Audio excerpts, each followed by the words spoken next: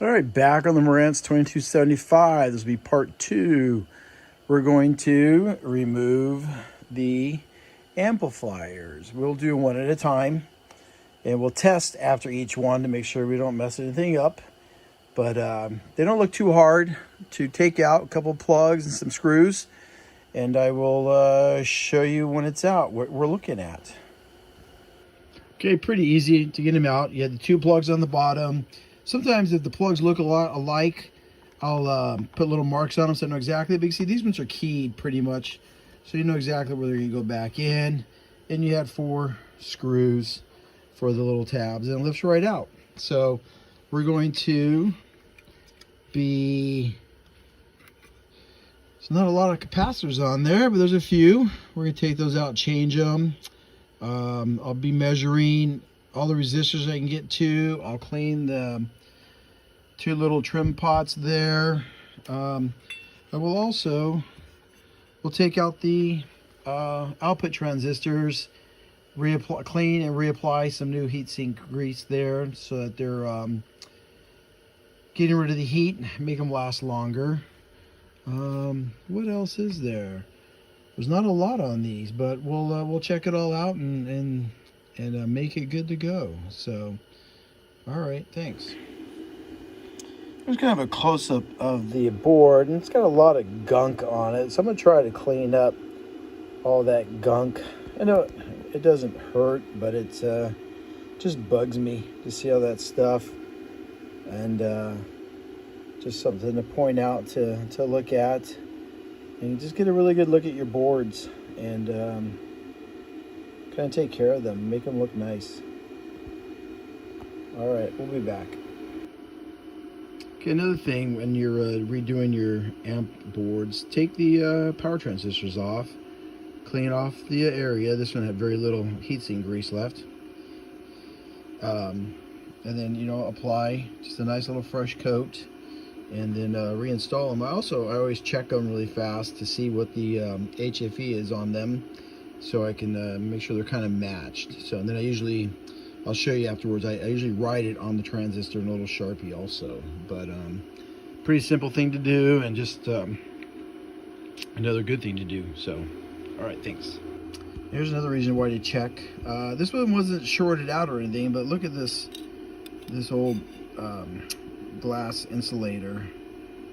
Kind of got bent up at some time. Really weird. I wonder if this was off at one time or something, but starting to get some cracks. You just never know when that would give out and your transistor would short out. So always keep, I try to keep a little bag of extras, and yeah, keep those on hand. I mean, they're pennies, so always good to have. Okay, I have the right channel amplifier back in. Like I said, I marked the 2 transistors, the power transistors, just so I can compare when I do the left channel that, you know, the PNP and the NPNs are pretty close together. If they're not, then we'll have to figure out what to do from there.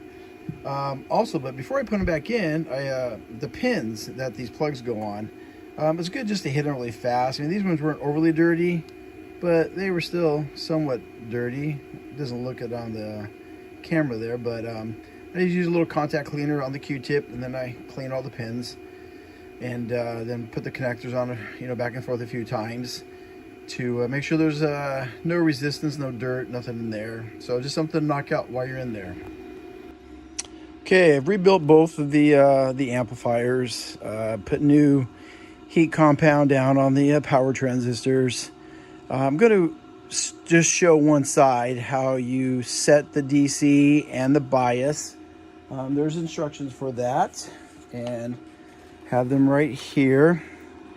And it basically, we already did the 35 volt for the power supply, but now we go down to the main amplifier DC offset. We're going to connect a voltmeter that has a low range scale to the speaker terminals, and then we're going to adjust our 741 until we have 0 DC.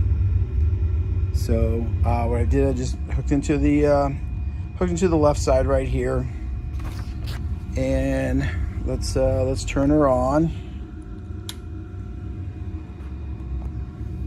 And turn that on.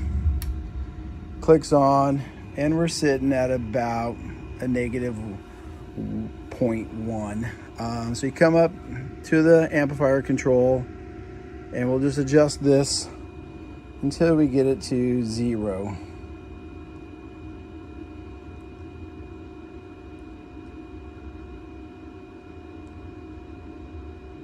All right, so it's really, really touchy, but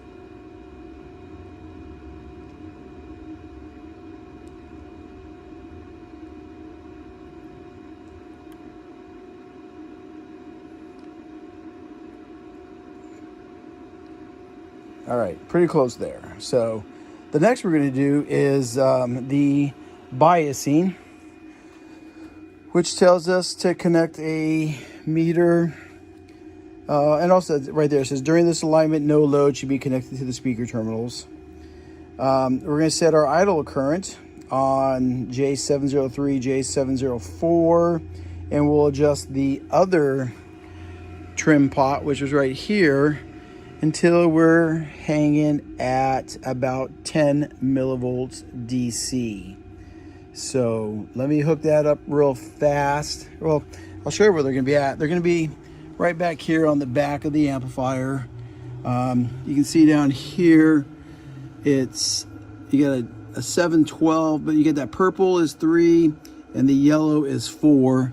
But we're going to be up on this one up here. So let me hook that up real fast, and I'll show you that adjustment.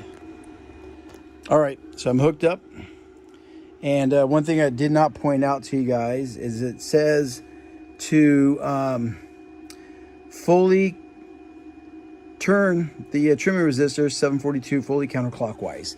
So, excuse me, I did that, turned it fully clockwise.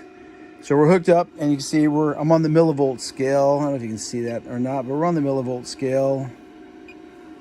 And so right now we're at about 1.2 millivolts, and we're supposed to go to 10.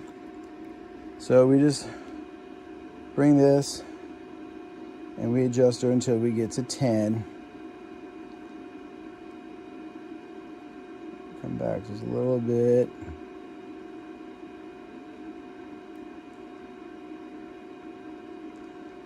Really, really picky. You could do the like 5-turn trim pots upgrades if you wanted to, and then you could really finally adjust those. So I'm going to let that sit for about 20 minutes and see where it's at. But that's all you really do. Like I said, you let it sit, make sure it doesn't drift, and then you'll do the other side the same way. As you see, it's already started to drift a little bit. So I'll wait a little bit. I'll bump it back down to 10. Wait until the 20-minute mark. Bring it back to 10 again. And by that time, it should be heated up and working correctly. So you can find those instructions in the manuals off of, I think I got mine off a Hi-Fi Engine or Audio Karma, one of the two. But you can find all these instructions. So, all right, we'll be back. Okay, back after 20 minutes. It got all the way to about 12. And then I brought it back down and went back up to 11, brought it back down. Now it's been hanging right here for about the last 5 minutes, pretty solid. So that's pretty good. You'll do that to both channels. And then it says to go back and recheck the DC offset just to make sure that nothing changed that we did the first time. And then we're going to go to the phono amplifier adjustment, where we're going to connect the scope up to the tape monitor outputs. So you have your tape monitor outputs. We'll hook up on the back side to the outputs.